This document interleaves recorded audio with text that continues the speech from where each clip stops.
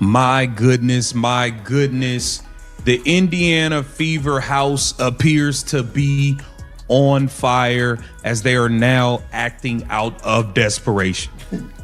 Make no mistake about it.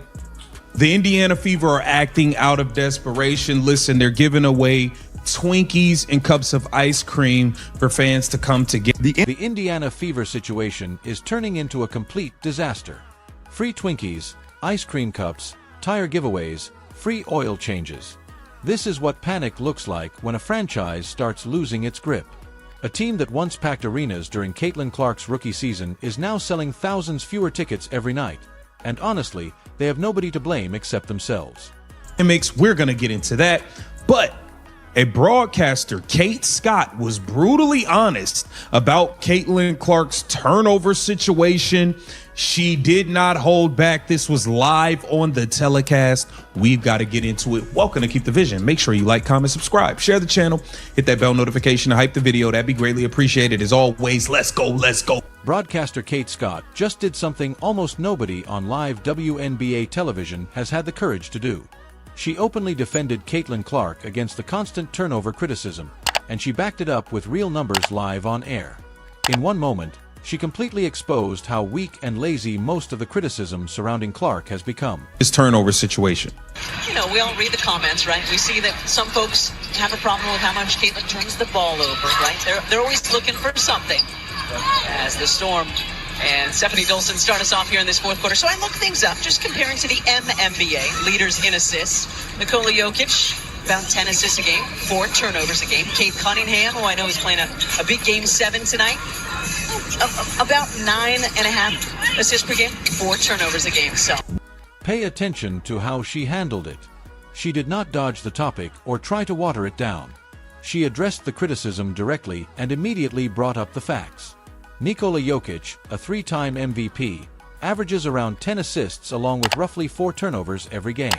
Cade Cunningham, currently carrying Detroit through a Game 7 situation, averages close to 9.5 assists and also turns the ball over around 4 times a night. The numbers already explained everything before she even finished making her point.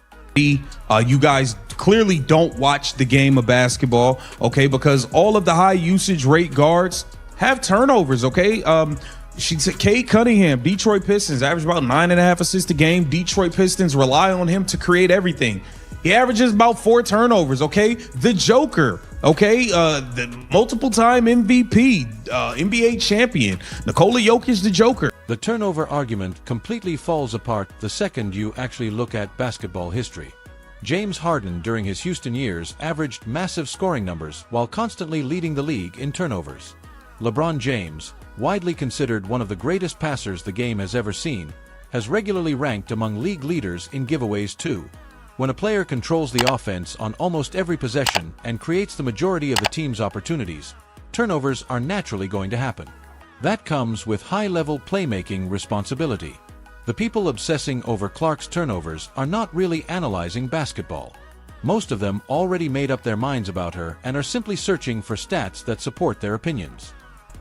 Here's a few things we got to get into, man. The Indiana Fever are moving like absolute clowns, okay? They are moving like absolute clowns. Make no mistake about it. So the Indiana Fever put together, you know, the graphics lately for the Indiana Fever have not been showcasing Caitlin Clark at all. And I 100% believe it is intentional. Okay, so if you look at this graphic here, they have Raven Johnson, okay, and you see. But the broadcast defending Clark is only part of the issue. The bigger story might actually be what the Fever organization itself is doing behind the scenes. And honestly, it looks even worse. Just look at their recent promotional graphics. For games against the Sky and the Valkyries, the featured faces on the advertisements were players like Raven Johnson, someone averaging barely over a point per game. Meanwhile, Caitlin Clark, the player driving ticket sales, television ratings, merchandise revenue, and national attention, keeps getting pushed into the background. Valkyries, and I think this is absolute asinine. We have seen the Indiana Fever place Kelsey Mitchell front and center, Aaliyah Boston front and center, Sophie Cunningham front and center, Lexi Holt, Michaela Timpson. They are placing any and everybody front and center except Caitlin Clark. And make no mistake about it, this is not a mistake. It's not a coinkadink. It's not a coincidence. They are trying to slap Caitlin Clark fans directly in the face, and it's disrespectful. And you wonder why you are. And this is not some isolated design mistake. It has become an obvious pattern. One graphic highlights Kelsey Mitchell. Another pushes Aaliyah Boston. Lexi Hull gets featured. Sophie Cunningham gets solo attention. Practically everybody on the roster receives promotional focus except the one player whose jersey sales alone outpaced the per game. Go take a look in the mirror at how you are moving. You guys have now been relegated to using gimmicks to sell tickets. Okay, you're giving away Christmas trinkets. You're giving away holiday cards, and it's not the holidays. You're giving away everything you can to get people to come out, but while being disrespectful toward Caitlin Clark and Caitlin Clark fans, when you know the people are showing up for the show. People are showing up for the. What makes it even crazier is how the Fever are responding to declining attendance. Instead of embracing the superstar responsible for filling arenas in the first place, they seem determined to avoid centering everything around her. Family nights with cheap tickets, free hot dogs, novelty hats, holiday giveaways in the middle of the season, random themed events stacked on top of each other. This is what a franchise looks like when it refuses to admit why the building was packed to begin with. Fans did not suddenly become die-hard Indiana basketball supporters overnight. They showed up because of one specific player. And now the organization appears to be spending its entire marketing strategy pretending that reality does not exist. Do this before. You didn't have to do this before. And now you have turned the fans off so much that now you are relegated to doing these type of events. And you're trying to put Raven Johnson on there. Look, you was giving away family nights, $28 tickets with Cheez-Its, hats, and hot dogs, and you guys have completely ruined the brand. The deeper issue connecting all of this, from Kate Scott defending Clark on air to the Fever minimizing her in their own promotions, comes from the exact same place. There is clearly a portion of the women's basketball world, inside league circles, front offices, media spaces, and certain fan communities, that resents how much of the sport's current growth revolves around one player. They resent the attention Clark gets. They resent the new audience she brought in.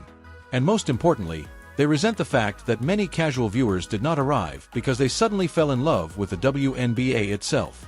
They arrived because of her specifically. That is why Kate Scott's comments mattered so much. By bringing up Jokic and Cade Cunningham's turnover numbers, she was not just defending Clark as a player.